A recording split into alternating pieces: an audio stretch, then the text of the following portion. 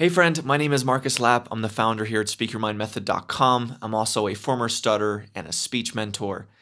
So as with any behavior, there are a wide array of opinions that people have with regards to what's true and what's false, or what is perceived as true or false within that given behavior, such as stuttering. And so today I want to take some time to cut through some of the BS, or at least attempt to do so, in this space, and in an attempt to actually help you to better discern the difference between something that is true and something that is false.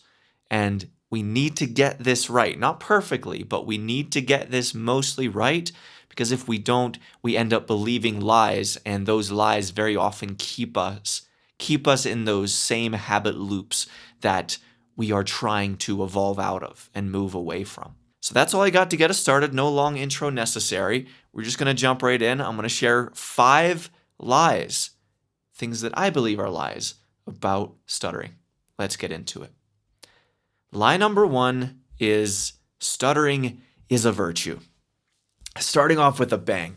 So I see this kind of sentiment very often, where we try to cope with our speaking challenges by viewing stuttering as a sort of virtuous trait, something that we should be proud of, something that we should even glamorize, that we should etherealize, that we should elevate, because it's too painful to do otherwise.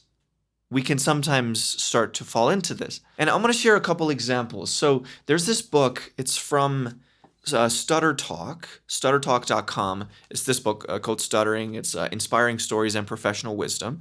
Now, there is some good stuff in here, but there are also some stories that I feel with how they talk about stuttering, it's very much in this, it feels to me like an artificial elevation, a virtue signaling of sorts with stuttering, to where we almost out of desperation, it seems, we elevate stuttering and treat it like it's a virtuous trait. And a couple quotes from this book from people who share their stories. Let me share a couple with you, and you'll see what I'm talking about. One quote is, "It is only by stuttering well that we can know our stuttering and learn to move beyond it. By doing this, we can all become great stutterers and great communicators." And then this next quote especially expresses what feels to me like reaching so hard for stuttering to be something virtuous, to be something special, that and even moral, like a moralistic virtue that you can just cling to as this is right, this is what I can hang my hat on as being valuable to me. And that quote is, "Why would I want to be fluent? 99% of the population is fluent. Why would I have the goal to be average?" I'll let you, in your own time, think of the million and one analogous examples where this kind of logic falls apart. Okay, so those are a couple examples from the book of stories. And it's not just there. It's you see this everywhere. You see this in YouTube comments. You see this on the internet all over the place. People trying to grapple with stuttering. And one of the tendencies is that we can start to believe that stuttering, again, is a virtue, which I just frankly don't believe that's a good way to look at it. Now, to be clear, this is important. I also don't consider fluency a virtue. Not exactly. Rather, I think what we need is to have a more grounded, and I would even say a more basic outlook on what is happening and what we are trying to do as we go about our lives. We want to actually understand what works and what doesn't work, both in our individual lives and how we as individuals connect to the broader communities that we're a part of. So basically, here's my main point. If you want to glorify stuttering as a virtue, by all means, you're free to do so. I'm not going to keep you from doing that. You can disagree with me on this.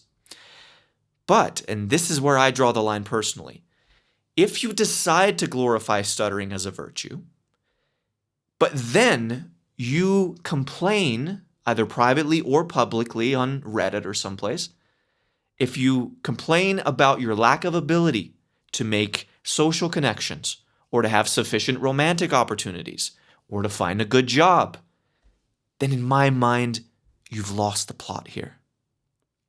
Reality is in many ways ruthless, it's rigid, and if you're not willing to recognize the qualities that your culture inherently values, such as fluent articulate speech, and if you're not willing to learn to adapt to it and strike a balance between your individualistic experiences and how you connect to the broader world, then you might end up incurring more and more suffering and emotional pain that will just find its way to you because you are fighting reality at that point. Like you can only treat qualities like this as a virtue to a point until the mean of reality will kick back in, and then you'll be stuck feeling those painful emotions of maybe solitude or the feeling of loneliness or what have you. So I'm just going to encourage you, get out of the virtue game, get out of the glorification game. Again, both with stuttering and fluency, this is not about virtue. This is about accepting who you have been, stuttering and all. It's also about finding who you are right now, and it's also about growing beyond what you have been and are now. Human beings, in order to be fully ourselves as human beings, I think a fundamental requirement to be ourselves is to move beyond our current selves. It's to always grow, to be like a tree that just keeps on growing year after year after year. We don't just reach a point and say, okay, I'm good now. No, it's part of the human spirit is to always be expanding, always be growing, always be looking for ways to cultivate new ways of thinking or new ways of doing things and growing our skills and learning new skills and such. So that's the first lie, that stuttering is a virtue. Lie number 2, stuttering is a rare disorder. Only 1% of the population has it. So I'm going to say something now that might sound a bit controversial, but as we unpack this, it'll start to make sense. So everyone stutters. Everyone. Who do you know who has never stumbled over their words a little bit? Who do you know who has never experienced a jamming up of they're trying to say something and their voice kind of jams up on them? They don't call it stuttering, but who do you know that has never happened to them? And I actually have a recent example of this. A few months ago, I was on an American Airlines flight, and the flight attendant, she picked up the microphone to make an announcement, and she started off, I don't remember her exact words, but it was something like, thank you for choosing American Airlines, or I think she started more quickly. It was like now I'm stuttering on camera because I'm trying to rush through it. Thank you for choosing, and then it was like, thank you for choosing American Airlines. Again, I'm definitely fumbling the reenactment of it, but she kind of started it and then used what me and my students call the hammer tool, which is just stopping and restarting. You stop, you pause, you go back, you try again, and then she said it fluently the next time. Technically, that was a stutter. That was a block. But she didn't stay in that block for enough time for it to be considered a problem, right? So now what I'm getting at is something that Robert Sapolsky explained really well in his book Behave, which is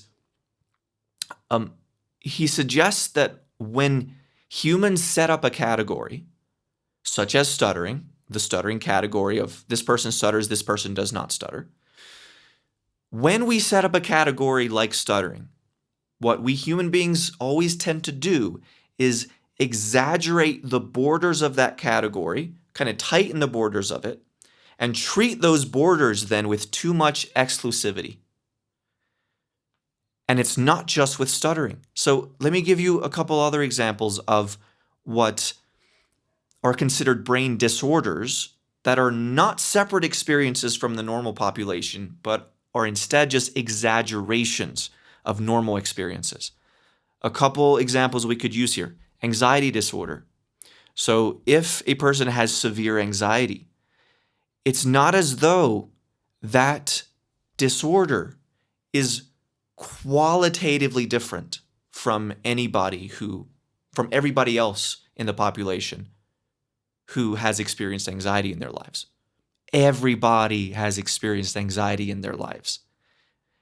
It's not a separate thing. Now, yes, it's a spectrum, and if you happen to be on the exaggerated end, or you could even say pathological end of these disorders, then there is that quantitative difference can be quite stark compared to, let's say, the average person on that spectrum.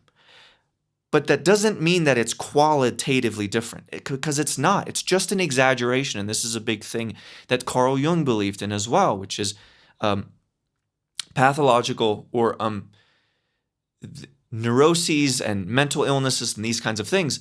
They are pathological exaggerations of occurrences that happen in the normal population.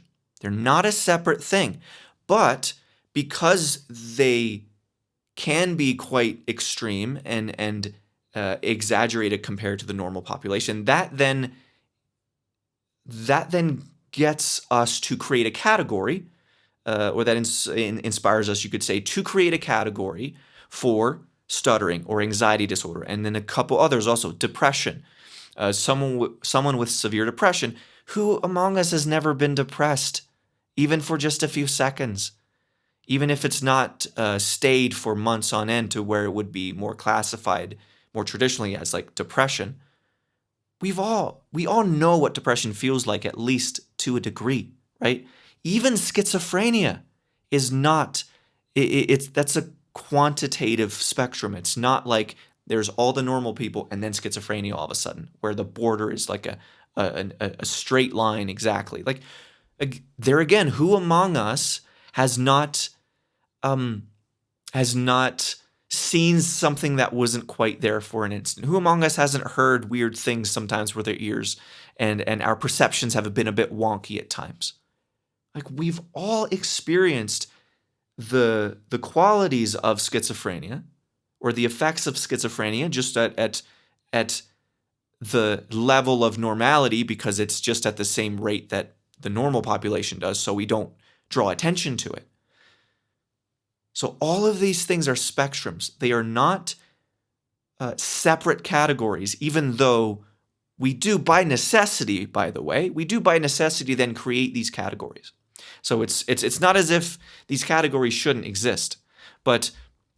And just one more example here, there's the behavioral geneticist Robert Plomin has a great analogy that he has used once, which was, he gives the example of height differences in humans, and that he once said something like, why would we create a disorder of giantism for every human being that's above 6'3"? We don't create that as a specific category because we understand height as a spectrum. But these other things, like stuttering, are also a spectrum. Now, why does this matter? Like, why is this important? I think it matters because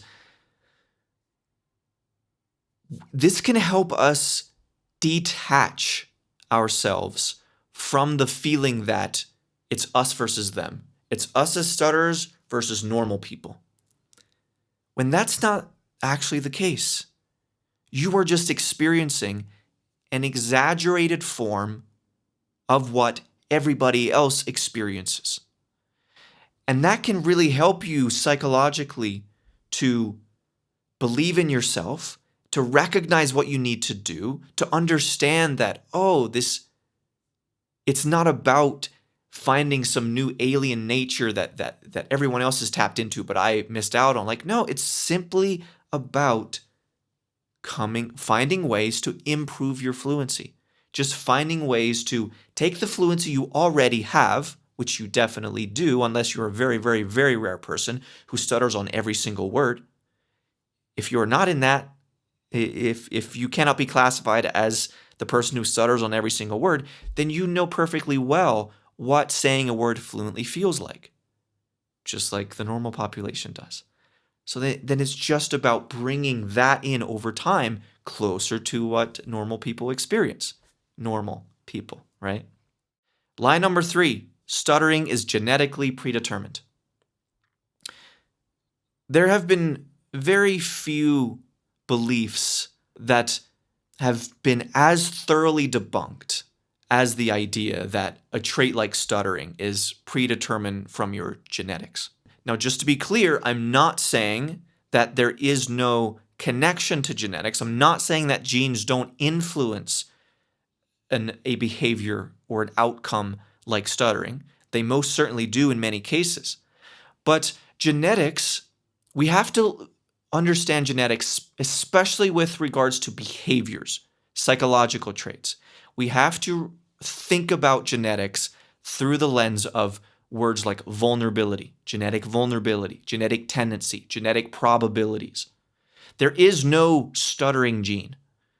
If you end up stuttering, that may have been influenced by your genes, but it was by hundreds of genes interacting in unique ways that influenced it. Again, didn't directly cause it, but influenced it. Stuttering is very much depends on the ebbs and flows, the circumstances, the environments that we are a part of as we grow, as we age. So pretty straightforward. It's not like your DNA has a specific code that says stuttering gene. This gene will guarantee that the person who has it stutters. It's not how it works at all. Genetic predeterminism is a bunch of BS. It's not actually how it works. Everything we experience is an interaction. It is a dance. It is a push and pull between genetics and the environment, and they weave together in really interesting, strange ways.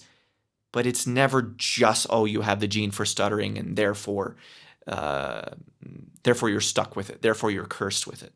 That is not how this works. It's way more fluid than that. And it's way more complicated. So that's line number 3. Line number 4, all you need to do is find the best coach or therapist. When you watch or read a series like Harry Potter, would it be true to suggest that Harry Potter needed to first find Dumbledore and then just let Dumbledore tell him exactly what to do every step of the way in all his affairs? Like, it's obviously that's not true.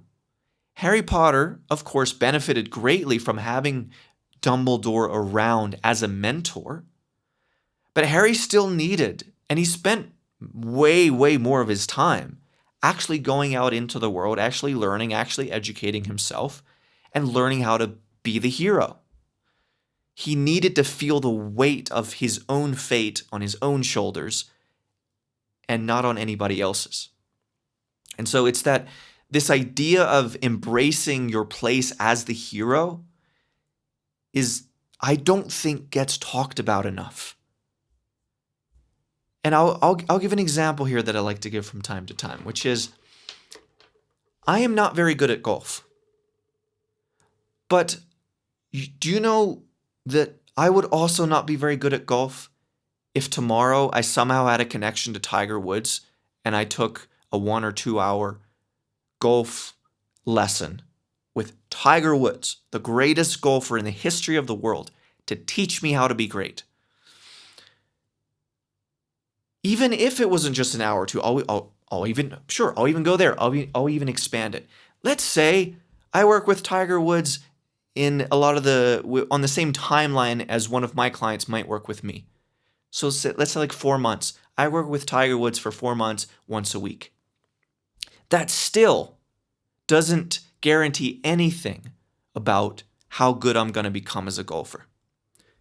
Because if I only rely on Tiger's words, Tiger Woods' wisdom, and the little mechanical details with how I adjust my swing and how I work on all the little techniques and the mental side and all of this, but then I don't practice when I'm alone, I don't truly take it upon myself to become great at golf. I don't embrace it with a love for golf. I don't try to master the craft when Tiger is not there. Then I will reach a conclusion after 4 months. Sure, I might get a little better. I will have learned a few things, but I will be barely any better at golf, even though I went to the best golfer in the history of the entire world. So, with your speech, yes, it's important, of course, to find a mentor. It's not that, Harry Potter still needed a person like Dumbledore in his life to help him grow, to help him to help him evolve and develop.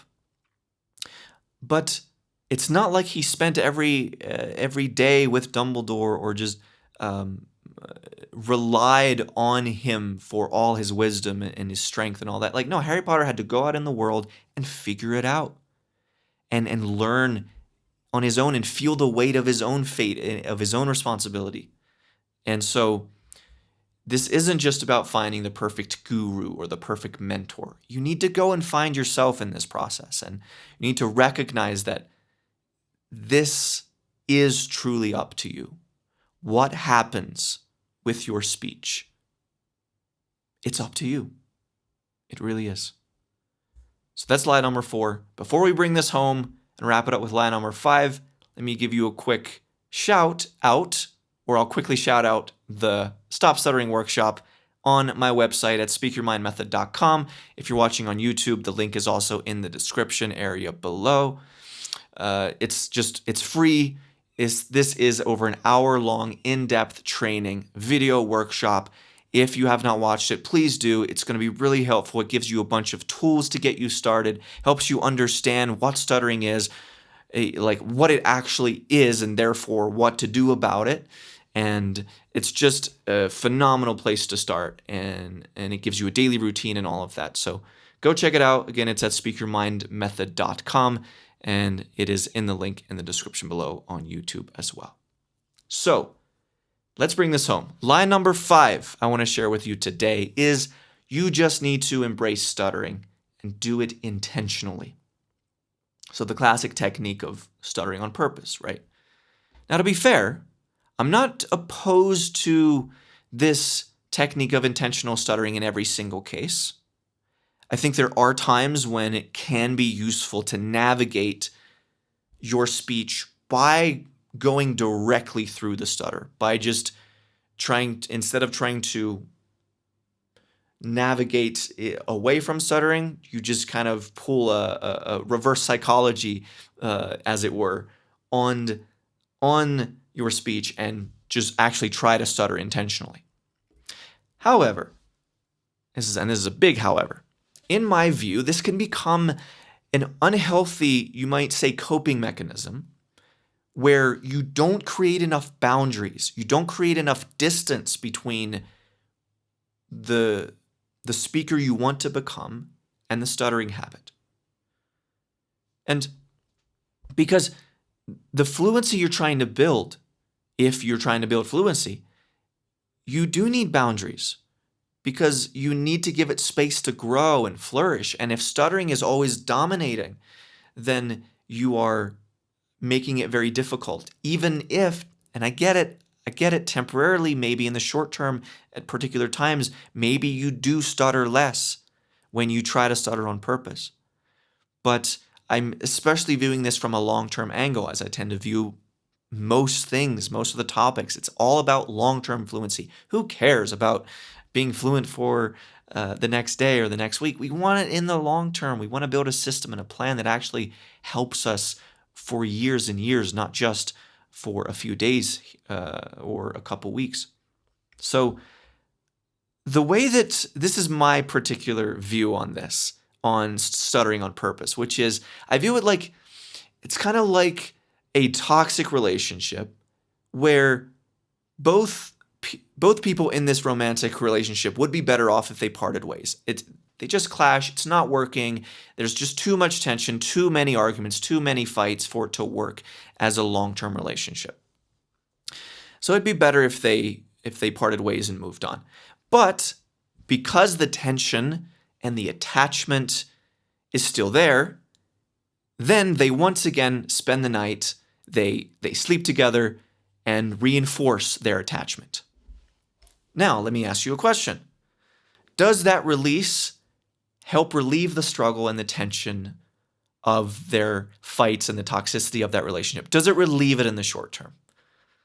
Hell yeah, of course it does. But that doesn't mean it's the right move for the long-term viability of that relationship. And that's really the point I'm getting at with stuttering here, or stuttering on purpose. Beware of becoming, or I encourage you to recognize if you feel like there's a certain attachment to the stuttering habit, that you almost become unable to live in the discomfort of that gap between stuttering on purpose and pursuing fluency, or finding a life of just the fluency habit, where that's the norm in your life. That middle ground is uncomfortable. You feel vulnerable. You feel like you could really get hurt. You feel like by putting in the effort, there's the fear of, what if I just come flying back down, I relapse real hard, and I just maybe even stutter even worse.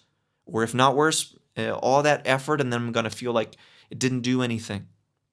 So yes, there is the feeling of emotional risk of putting yourself out there, of trying new things. But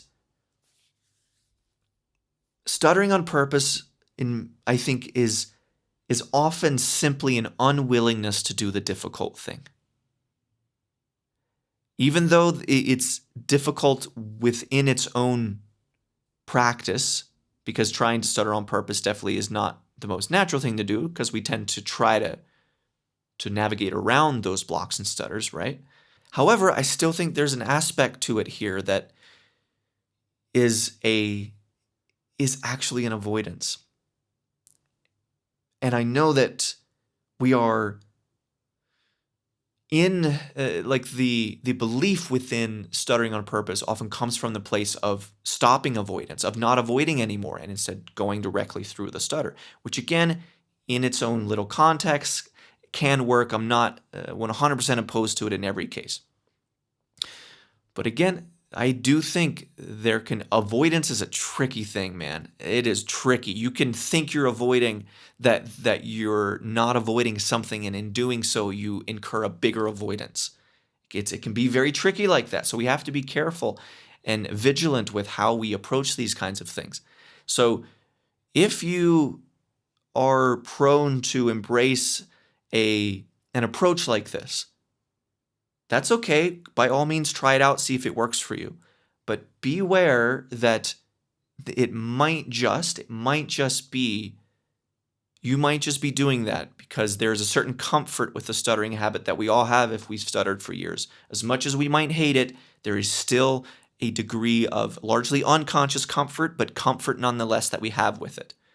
And the real discomfort is if we actually try to embrace a different life, try to break up that habit. Breaking habits is a difficult thing. It's a stressful thing. It's an uncomfortable thing. And by trying to stutter on purpose, I think we just might be avoiding those discomforts. We just might be avoiding those vulnerabilities. So there you go, my friend. Those are 5. There are, of course, many more lies on stuttering. So if there's one that I missed, if you think that if there's a lie that you've heard of, that you believe is a lie that comes to mind, let me know in a comment below. There are, of course, many more, so I would love to hear your thoughts on either anything that was talked about, any of what I believe are lies that we talked about today. And as I said, feel free to leave a comment of any lie that I missed. All right? Thank you so much for watching, my friend. Again, go check out the Stop Stuttering workshop. It's at speakyourmindmethod.com or in the description area below this YouTube video. So enjoy the rest of your day, and I'll see you back here soon.